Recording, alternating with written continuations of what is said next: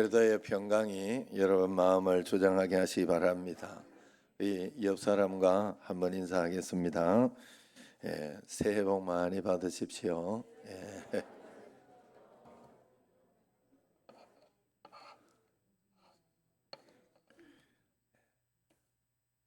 하나님 앞에 늘 감사하시고 오늘도 내가 이렇게 정상적으로 예배를 드리고 이 자리에 앉아 있다 하는 것은 기적 가운데 늘 있다.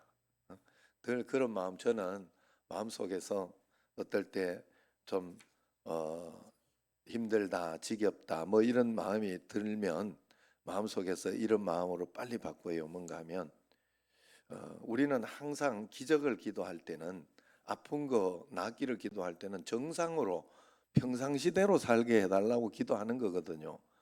근데 내가 평상시 살아갈 때 그만큼 감사하고 있었던가 한번 생각해 보면 그러지 않아요. 당연하게 생각하고 원망하고 오히려 원망하기까지 하고 불평하면서 그렇게 살고 있더라고요. 조금 불편하고 조금 그러면. 그러나 막상 어려움을 당하고 나면 그때부터는 낫게 해달라고, 치료해달라고, 하나님 정상적인 삶으로 돌아가게 해달라고 그것만 기도할 수밖에 없거든요. 그리고 만약에 그렇게 해서 내가 어려운 가운데 있다가 정상으로 훅 돌아왔다, 암덩어리가 있다가 깨끗해졌다, 제가 마음속에 그 이야기 하잖아요. 아내가 지금 괜찮은 것 같으니까 보기에 이제 뭐 먹을 것도 먹고, 지금도 계속 속은 안 좋지요. 아직까지도 이 잘라낸 속이 그 뭐 좋겠습니까? 그런데 그걸 억지로라도 먹고 또 그렇게 하니까 괜찮은 것처럼, 마치 괜찮은 것처럼, 정상인인 것처럼 이렇게 생각이 되며 함부로 하거나 이럴 때가 굉장히 막, 그럴 때마다 깜짝깜짝 놀래요. 야, 어느새 내가 이렇게 되었구나. 어느새 내가 이렇게 교만하게 되었구나. 하나님 앞에 그런 마음이 들더라는 거예요. 여러분, 매일매일 하는 이 새해에는 하나님 앞에 진실한 마음으로, 그래서 어제 저녁에 또 이렇게 새해 맞이 예배, 옛날 송구 영신 예배 드리고 오늘 여기 또 예배 드리고 이렇게 오는 것은 피곤하고 지치고 하는 그런 것도 있을 것입니다. 보통 새해 맞이 예배 드리고 아침 푹 하루, 그날은 막 푹 일어나니까 푹 자고 쉬고 저녁에 이제 또 3일 금식 기도회로 예배 드리고 이렇게 하는데 아침부터 다시 일어나야 되고 막 그렇게 하니까 쉽지만은 않아요. 그러나 그 모든 것을 하나님이 우리 삶에 활력을 주고 기쁨을 주고 뭔가 살아갈 수 있는 그것을 주신 줄로 알고, 고난이라는 것은 여러분들이 그렇게 받아들여야 됩니다. 내 삶에 아무 일도 안 일어난다면 내가 여기에 살아있을 이유가 없어요. 그냥 로봇처럼 하나님이 알아서 다 운행하시고 말지. 우리에게 자유의지를 주셨다는 것은 굉장한 축복인 동시에 우리의 굉장한 선택권을 주셨고, 우리로 하여금 하나님의 그 위치까지 올려내시려고 하는 하나님의 그런 놀라운 그런 계획이 있는 거예요. 그래서 여러분들이 결단하면서 매일매일 하나님 앞에서 새로운 마음으로, 새로운 마음으로 주님 앞에 나가야 할 줄로 믿습니다.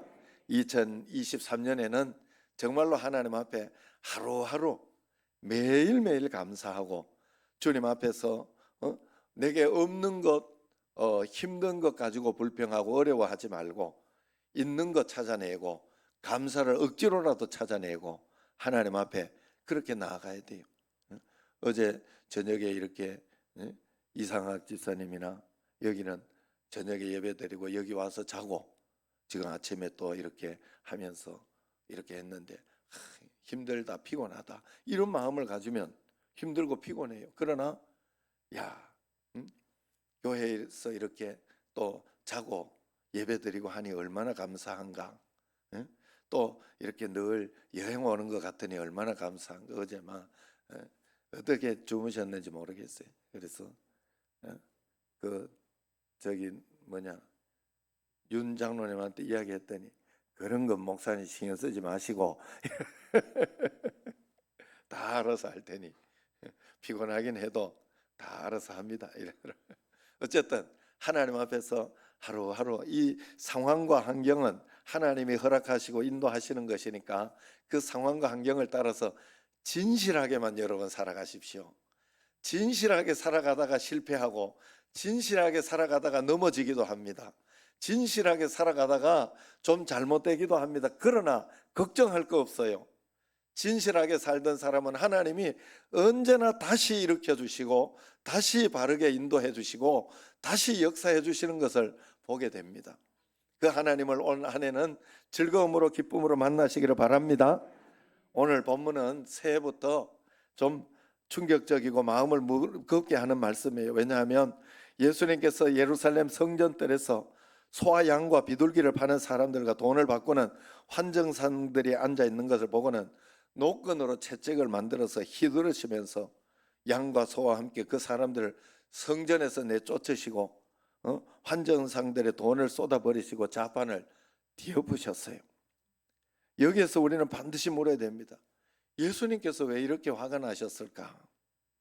어떤 죄인도 용납하시고 온 인류의 죄를 다 대신 지시고 십자가에 죽으신 예수님께서 이처럼 화를 내신 그런 이유가 무엇일까? 이유를 한마디로 말하자면 겉과 속이 다른 신앙생활에 진노하신 것입니다.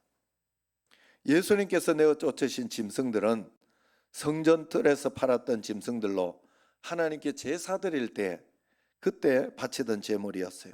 상인들은 예루살렘에서 멀리 떨어진 곳에서 오는 사람들이 굳이 제물을 가지고 올 필요 없다. 그래서 성전 뜰에서 제물을 사도록 그렇게 돕는 사람들이었고 예배를 더 잘 드릴 수 있도록 이렇게 돕는 것이었어요. 환전상들은 성전세를 내도록 또한 이렇게 환전해서 도와주는 그런 사람들이었어요. 그러나 겉으로는 하나님께 제사 드리는 것을 돕는 것이었지 실제로는 탐욕의 죄가 그 속에 가득 들어 있었다는 것을 이야기합니다. 그래서 그것을 예수님은 이야기하는 거예요. 왜냐하면 당시 제사장들은 이제 사람들이 직접 가지고 온 제물은 무조건 흠을 잡아서 불합격시키고 성전뜰에서 파는 그것을 사야 합격을 시킨 거예요. 그렇게 하니 사실은 조금 그 계속 데리고 오거나 가지고 온 재물이 있다면 좀 흠이 있고 좀 상처가 있고 그렇게 해도 그것이 더 귀하고 좋은 것 아니겠습니까? 그런데 그것을 하지 못하도록 이렇게 이것을 막았다 하는 거예요. 막았다 하는 거예요. 그렇게 하고 난 뒤에 이제 이익을 챙겨 장사들이 그 속에는 장사들의 막대한 이익이 있는 것이고 그것이 제사장 및 종교 지도자들에게 뒷돈으로 부정하게 흘러들어갔던 겁니다. 겉과 속이 완전히 다른 이제 참된 예배가 아니라 그것이 오히려 장사 속이 되는 그것을 예수님은 견디지 못했던 겁니다. 이렇게 되면 성전은 더 이상 성전의 역할을 감당할 수가 없는 거죠. 예수님은 성전을 내 아버지의 집이라 그렇게 말씀하셨어요. 다시 말해서 성전은 타락한 인간이 하나님을 만날 수 있도록 허락된 유일한 곳인데 그곳이 타락되어 버리면 성전이 같이 타락되어 버리면 인간에게는 희망이 없는 거예요. 하나님을 만날 수 있는 기회조차 없는 것입니다.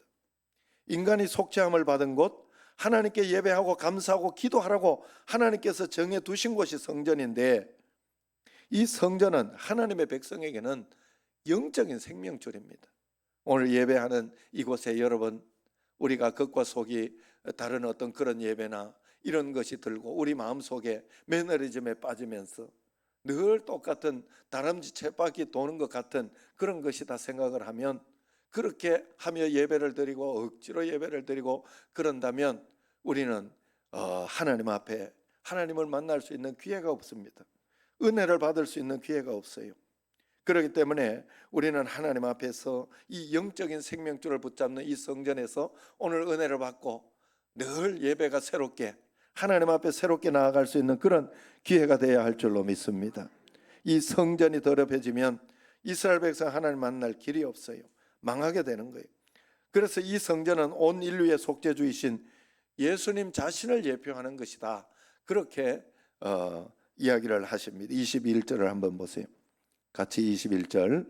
그러나 예수는 성전된 자기 육체를 가리켜 말씀하신 것이라. 그래서 성전된 자신을 더럽혔기에 그토록 진노한 겁니다. 여러분, 형식적인 종교 생활을 하면 사랑 많은 그 주님이 이렇게 진노하실 수밖에 없다는 거예요. 여러분, 형식적인 신앙생활 하다가 떨어지면 이렇게 지옥 가나 저렇게 지옥 가나 똑같은데, 그러기 전에 하나님께서 채찍으로 휘두르고 그렇게 해서 건져내시려고 하는 겁니다. 겉으로만 하나님을 믿는 것처럼 보이지 실제로 돈을 섬기고 세상을 섬기는 사람이 많습니다. 이런 종교 생활이 심각한 것은 그것이 죄인 줄 모른다는 거예요. 사도행전 5장에 나오는 아나니아와 삽비라 부부가 그랬습니다. 땅을 팔아 큰 헌금을 하였지만은 일부만 바치면서 땅 판 모든 것을 바쳤다고 거짓말을 한 거예요. 이것이 뭐 그렇게 큰 죄냐, 그래도 헌금한 거 아니냐, 이렇게 생각하는 사람도 있을 겁니다. 그러나 여러분, 마음이 타락하면 다 타락해버린 거예요. 그 사람은 희망이 없어요. 마음이 타락하고 죄를 짓기 시작하면요, 속이기 시작하고 그렇게 하면요, 하나님을 두려워할 줄 모르고 그렇게 살아가기 시작하면 그 사람에게는 희망이 없어요. 어떤 이야기를 해도 들리지 않고 어떤 것을 해도 들어가지가 않기 때문에 그렇습니다. 그래서 그것을 이야기하는 거예요. 그래서 겉은 하나님께 드렸지만은 마음은 마귀에게 바치는 그런 형식적인 것이 됩니다. 그래서 헌금하던 그 시간 죽어나간 거예요. 교회가 이렇게 되면 은혜의 문은 막히고 구원의 역사도 그치게 됩니다. 형식적인 신앙생활이 얼마나 무서운지 이사야가 이렇게 전했어요. 이사야 1장 11절부터 쉬운 성경인데 여러분, 한번 읽으면서 같이 마음속에 한번 가져봅시다. 읽어봅시다. 여호와께서 말씀하신다. 나는 너희가 바친 이 모든 제물을 바라지 않는다. 이제는 너희의 수량 번제물과 살찐 짐승의 기름이 지겹다. 수송아지와 양과 염소의 피도 반갑지 않다. 너희는 나를 만나러 오지만 누가 너희들을 이렇게 들락날락하며 내 마당만 밟으라고 했느냐. 다시는 헛된 제물을 가져오지 마라. 너희가 태우는 향이 역겹다. 너희가 초하루 축제일과 안식일과 특별절기에 모이는 것도 참을 수 없고 거룩한 모임에 모여서 악한 짓을 하는 것도 견딜 수 없다. 정말로 나는 너희의 초하루 축제일과 특별절기들이 역겹다. 그것들은 오히려 내게 무거운 짐이 될 뿐이다. 나는 그것들을 짊어지기에는 너무 지쳤다. 너희가 팔을 벌려 내게 기도해도 나는 눈을 감고 너희를 쳐다보지 않겠다. 아무리 기도를 많이 해도 들어주지 않겠다. 왜냐하면 너희 손이 피로 가득하기 때문이다. 여러분, 우리가 절기 예배를 드리지요. 새해 맞이 예배, 절기 예배, 부활절 예배, 이런 예배를 드리면서 하나님 앞에 거룩하게 이렇게 하는데 그것이 어느 날 종교화되고 그것이 어느 날 매너리즘에 빠져버리고 늘 하던 것이라 생각이 되면 안 된다. 여러분, 이 땅에는 새로운 것이 새 것이 없는 것이 한 번도 없어요. 우리가 하루하루 살아가는 거, 어제 지난주 작년에 했던 그것을 똑같이 반복하는 것 같지만 여러분, 뭐가 하나, 찬송가 하나가 틀려도, 뭐 하나 실수하는 거, 공기 하나가 틀려도, 여러분, 뭐 하나가 틀려도 틀리게 되죠. 우리가 모를 뿐입니다. 우리가 착각할 뿐이에요. 하나님 앞에서 뭐가 달라도 다른 그런 것들이 있기 때문에 우리는 하나님 앞에 늘 새로운 마음으로 주님 앞에 새로운 어떤 그런 것을 드려야 돼. 그래서 우리에게 여러 가지 일들과 상황과 환난과 고난 이런 것들이 나도 모르는 사이에 이렇게 덮치고 어려운 일이 있는지도 몰라요. 왜냐하면 그걸 가지고 기도하라고, 그걸 가지고 하나님 앞에 풀어내고 하나님 앞에 새롭게 살고 하나님께서 주시는 새로운 것을 또 찾아내고 간증하고 감동하고 그렇게 살라고 하나님이 주시는 것일 것입니다. 그렇기 때문에 우리는 늘 하나님 앞에서 그런 마음으로, 내가 열심히 교회 다녔고 또 교회 직분을 가졌기에 신앙생활을 잘하고 있다 생각하는 사람에게는 엄청난 충격이 될 말씀이에요. 하나님 겉으로 잘하는 것에 속지 않으십니다. 하나님은 마음 중심을 보시는 거예요. 마음 중심을 보십니다. 마음이 타락하니 예루살렘 성전이 무너졌고 교회가 뒤집어진 적도 얼마나 많습니까? 로마 카톨릭 교회, 그렇게 튼튼한 교회가 겉으로 보기에는 모든 것이 잘 되는 것처럼 보였으나 마음이 타락했을 때 교회가 무너진 거예요. 그래서 종교개혁이 일어났고 러시아 정교회가 타락했을 때 공산혁명이 일어난 거예요. 한 나라가 그렇게, 그 한 나라가 얼마나, 그래서 러시아 같은 나라는요, 그 도시 이름 자체가 성 베드로 뭐 이래요. 이름 자체가. 제가 그 이름을 잘 지금 알아왔어야 되는데. 하여튼 그래요. 그런 베드로 뭐 이렇게 뭐 이런 이름으로 다 지어져 있어요. 나라 자체가. 그런데 거기가 공산나라가 돼버려요. 그것을 오히려 배척하고 예수를 못 믿게 하고 그렇게 하는 나라가 돼버렸잖아요. 어떻게 하다 이렇게 됐겠습니까? 타락하는 것 때문에 그런 거예요. 마음이 하나님 앞에 늘 새롭지 못해서 그런 것입니다.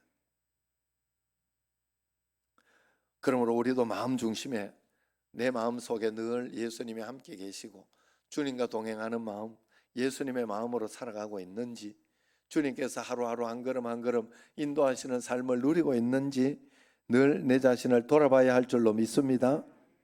그래, 그렇게 해야 돼요. 미국의 인종차별이 심했을 때 한 흑인이 예배 시간에 늦어서 가까운 백인 교회를 찾아가게 됐어요. 교회 입구에 있던 백인 교회 안내원이 흑인이 교회 들어가는 걸 막았습니다. 흑인 교회로 가라는 거예요.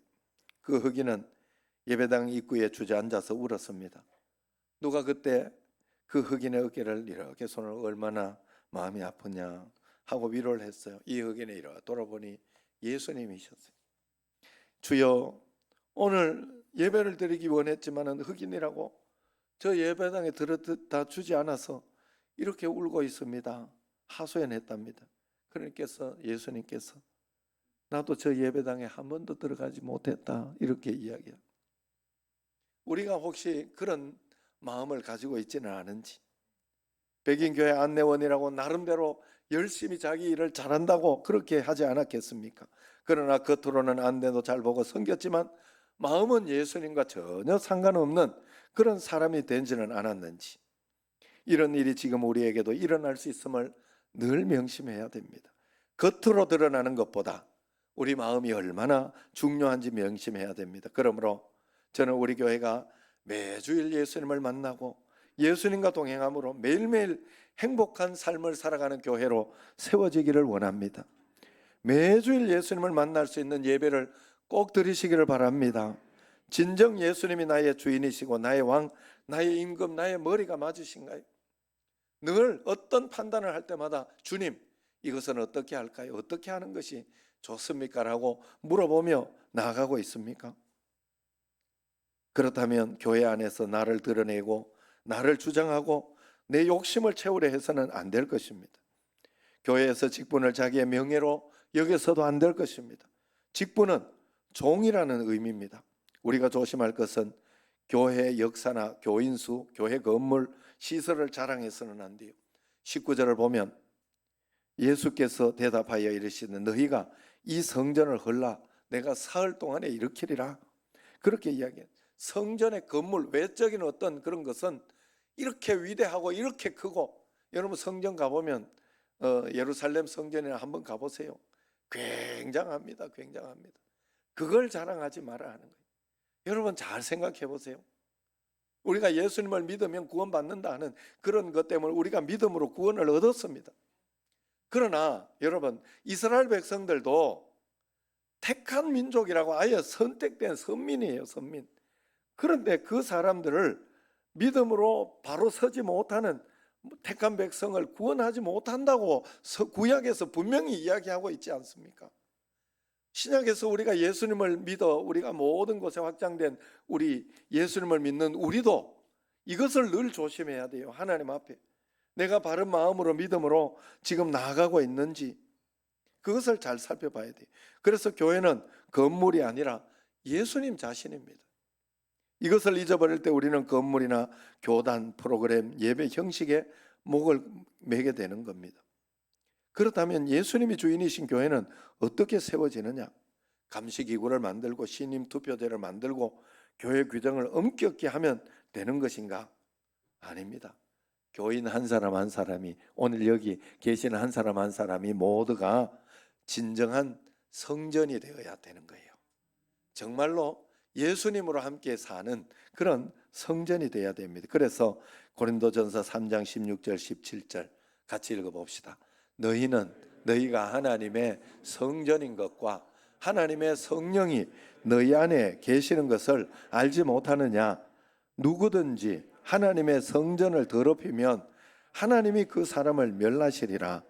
하나님의 성전은 거룩하니 너희도 그러하니라. 우리가 읽은 이 말씀은 참으로 무섭고 무겁고 두려운 말씀입니다. 그러나 새 첫 주일에 주님께서 일부러 택하여 주신 말씀일 것입니다. 해마다 맞이하는 첫 주일은 우리가 처음 시작하는 거니까 주님 앞에 서는 그런 순간을 연습하는 시간임을 꼭 알아야 됩니다.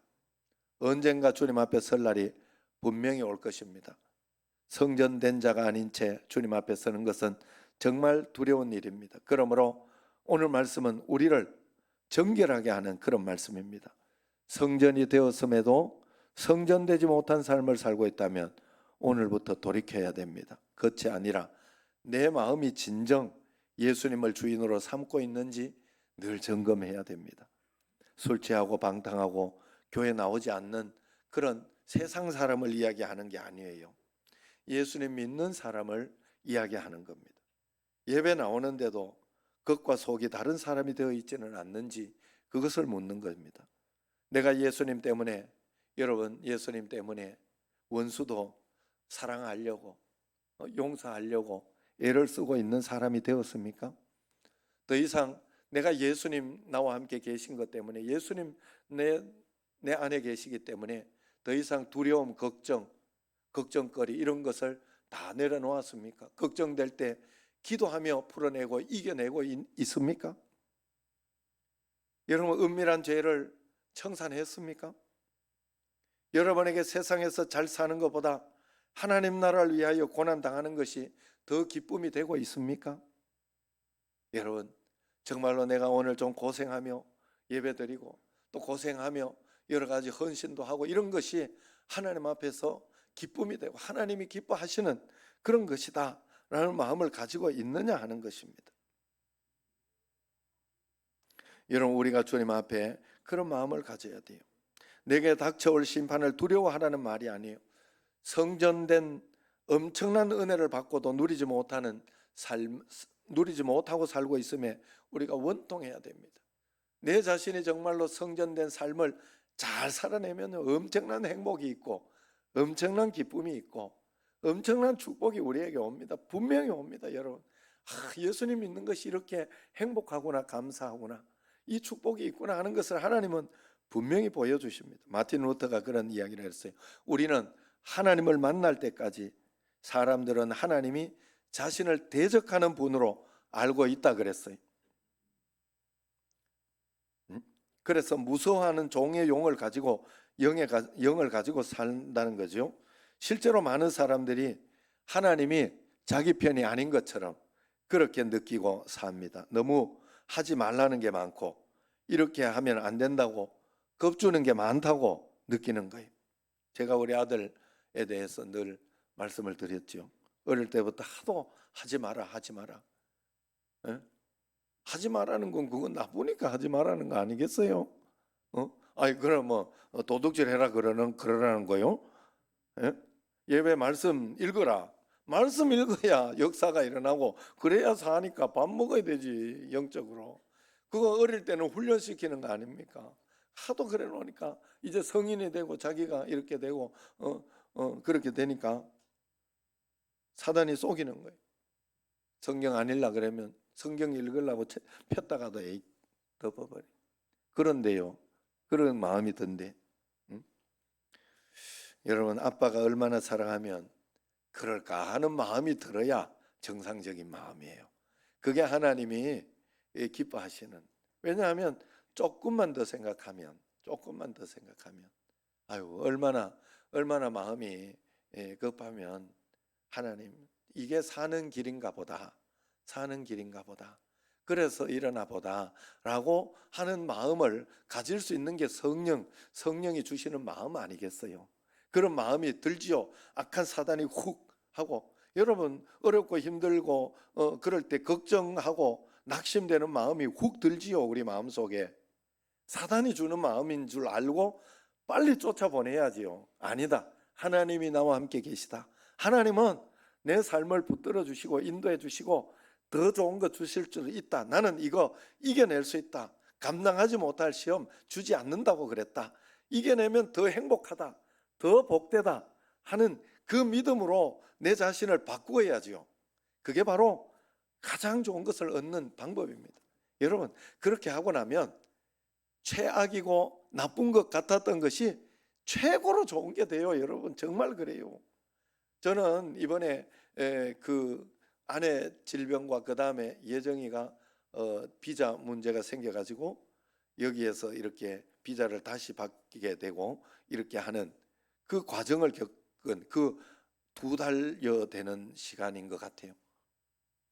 그 시간이 가장 행복했어요.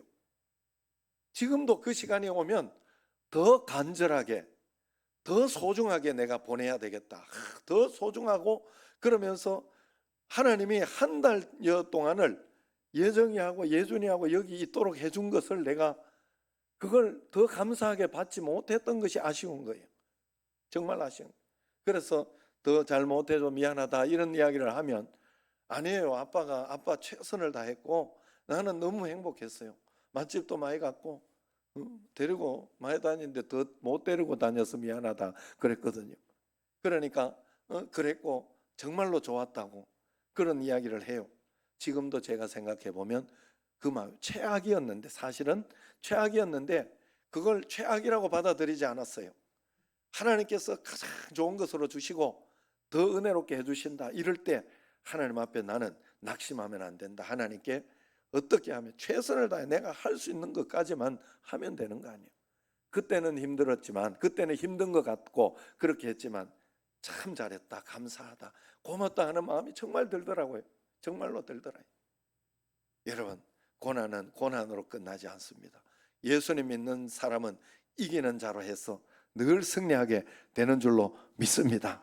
그래서 성전된 자로 살려면 우리는 이제 3가지만 잘 기억하고 점검하며 살아가시길 바랍니다. 첫째는 예수님이 내 마음에 임재해 계심을 늘 믿고 살아야 돼요.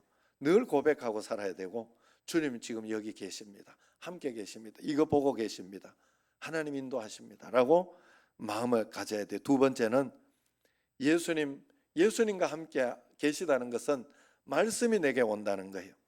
말씀이 오는 것을 철저하게 붙잡고 말씀에 순종하는 것이 예수님과 함께 하는 거예요. 그렇기 때문에 말씀을 붙잡아야 돼요. 그래서 말씀에 순종할 수 있어야 돼요. 여러분 말씀이 내게 좋은 것만 순종하는 건 아니에요. 말씀이 내게 부담스러운 것을 순종할 줄 알아야 좋은 것에 더 큰 순종이 일어납니다.